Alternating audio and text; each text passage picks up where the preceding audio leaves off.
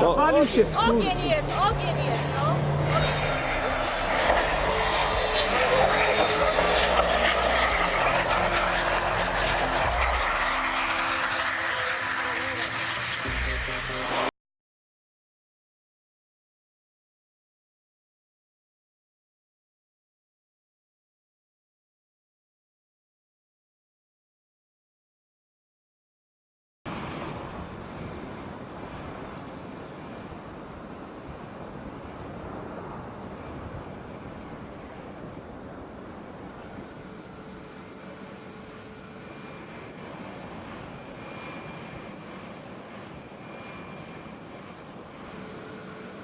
For emergency landings if they can, and here it comes in now, this JetBlue flight 292 with that front nose gear pointed sideways.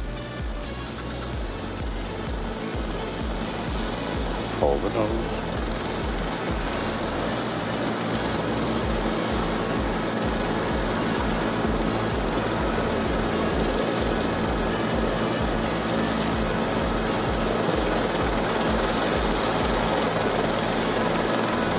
A lot of smoke, but so far it's still intact.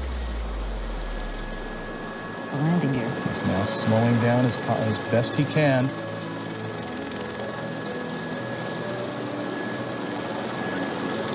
End of the runway. Mighty strong landing gear here. That's the tires burning out there. All right. Best of all possible scenarios, it did not collapse. The chin gear, or the chin of that aircraft did not skid down the runway. It has come to a complete stop. They will now have to evacuate the passengers off that aircraft, but they're doing it with the nose gear still in place, albeit with the tires burned away. Absolutely. Emergency crews are in position now. They are approaching the aircraft. You just saw them execute that soft field landing. Land as slow as you can without stalling the aircraft.